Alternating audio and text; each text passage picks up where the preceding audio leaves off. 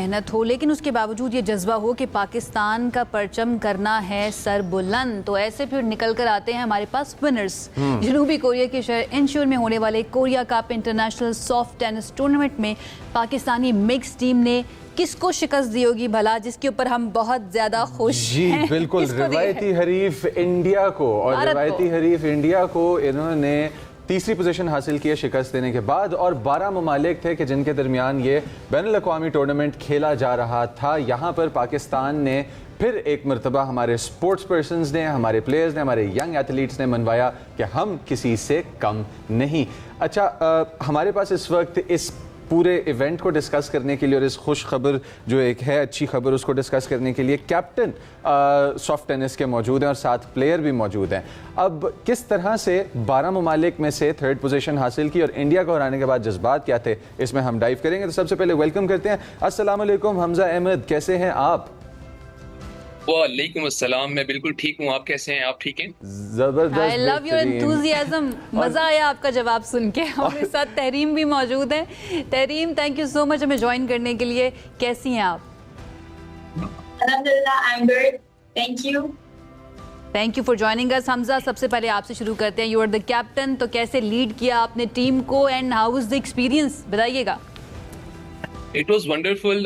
सबसे पहले तो मैं कहना चाहूँगा अल्हम्दुलिल्लाह, I am truly grateful to Allah Almighty for blessing me with this achievement. Representing Pakistan on international stage is the greatest honor, and every medal I win is dedicated to my country, my family, my coaches, my teammates, and everyone who supported me throughout my journey.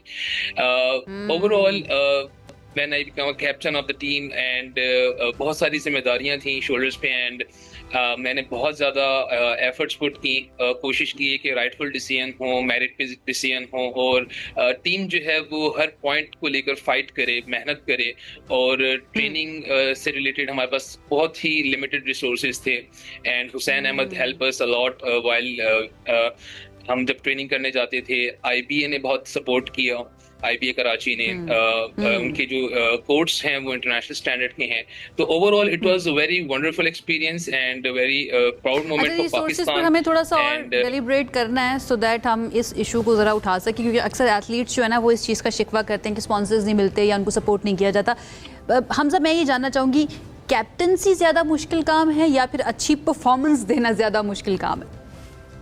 अच्छा, captain की हम जब भी बात करते हैं तो captain के ऊपर जिम्मेदारियां ज्यादा होती हैं कंपैरेटिवली अ प्लेयर ने सिर्फ अपना गेम देखना है, अपना एक इंडिविजुअल परफॉर्म करना है, एंड दैट्स इट। कैप्टन की जब बात आती है तो फिर पूरी टीम ने परफॉर्म करना होता है, और ये जिम्मेदारी कैप्टन की होती है।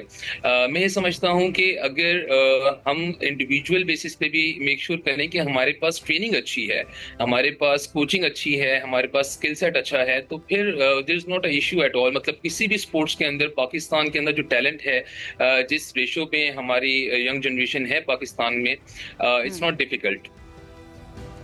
अच्छा, आपको लगता है कि हमारे पास सॉफ्ट टेनिस की डेवलपमेंट के लिए पाकिस्तान के अंदर जो एकेडमीज़ कायम हैं, जो कोचेज़ हैं, कि वो अब आप तो जाके 3rd पोजीशन लेके आए और आई बेट कि आपके पास जो कोचेज़ और फैसिलिटीज़ मौजूद होंगी वो बाकी जो शौकीन हैं जो चाहते हैं कि हम इस स्पोर्ट में आ गए उनके पास मौजूद नहीं है, कि वो स्टेप्स नियर फ्यूचर में लिए जाएंगे? क्योंकि अभी तो नहीं है, आप भी अपनी मदद आपके तहत गए। फिर उसके बाद मैं अपना नेक्स्ट क्वेश्चन तहरीम के लिए लेके आना चाहता हूँ।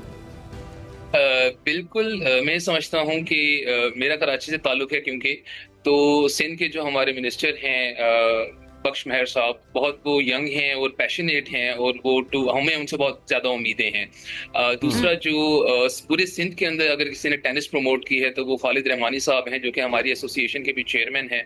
उन्होंने अपना 110% दिया, उन्होंने पूरी ज़िंदगी टेनिस को दी है। तो इस तरह के हमें और लोग चाहिए, हमें मज़ीद रिसोर्सेज इस तरह के चाहिए जिसमें हम बेहतर परफॉर्म कर सकें। अगर अभी हम इस स्टेज पे अपनी मदद आपके तहत अल्हम्दुलिल्लाह पाकिस्तान का नाम रोशन कर आए हैं, तो अगर हमारे पास थोड़े से वसाइल ज्यादा हों तो पाकिस्तान के लिए गोल्ड मेडल जीतना कोई मुश्किल नहीं है, और किसी भी गेम के अंदर मुश्किल नहीं है। All it takes dedication, passion, hard work. Alright Tehreem, आपका एक्सपीरियंस जो था इस कंपटीशन में और 12 ममालिक के प्लेयर्स के अगेंस्ट जाके खेलना और परफॉर्म करना किस तरह का रहा, और आपको क्या लगता है कि अपनी गेम में आप क्या इम्प्रूव करना चाहती हैं और उसके लिए फैसिलिटी क्या क्या आपके पास होनी चाहिए इस वक्त?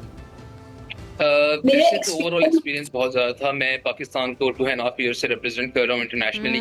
अच्छा Hamza let us talk to Tehreem also. Tehreem भी हमारे साथ मौजूद है। जी तहरीम कंटिन्यू।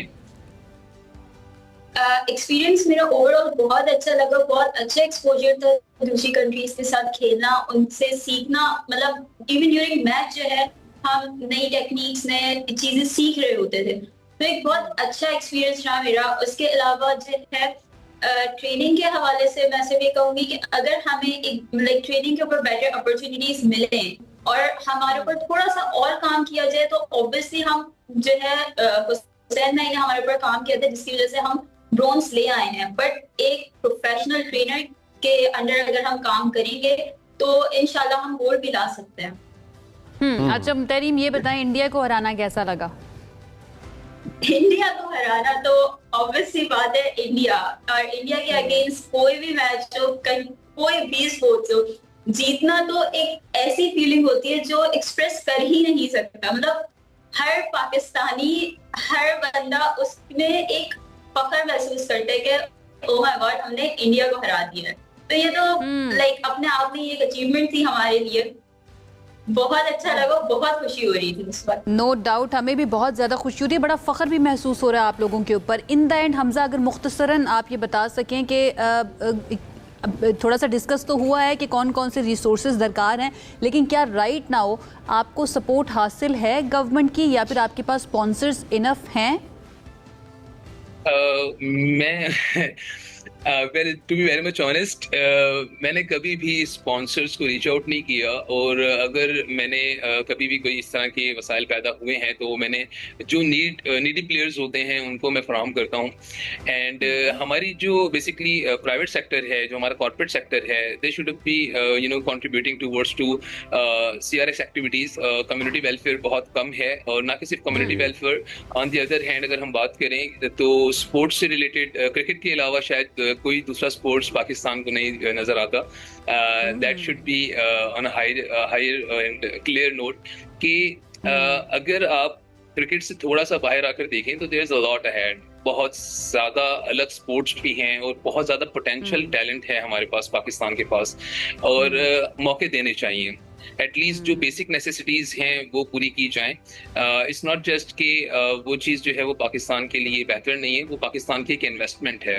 पाकिस्तान अगर अच्छे प्लेयर्स प्रोड्यूस करेगा तो आलमी सतह पर पाकिस्तान का ही जो झंडा है वो लहराता रहेगा और ऊंचा रहेगा इंशाल्लाह। बहुत अच्छी बात है। ये और ये शिकवा सिर्फ आपका नहीं है, यहाँ पर जितने भी एथलीट्स आते हैं ना क्रिकेट के अलावा, उनका यही शिकवा होता है कि भाई हमारी तरफ भी नजर करम होना चाहिए, बड़ा ज़रूरी है। Thank you so much and once again बहुत बहुत मुबारक हो आप दोनों को। अल्लाह करे आप इसी तरह से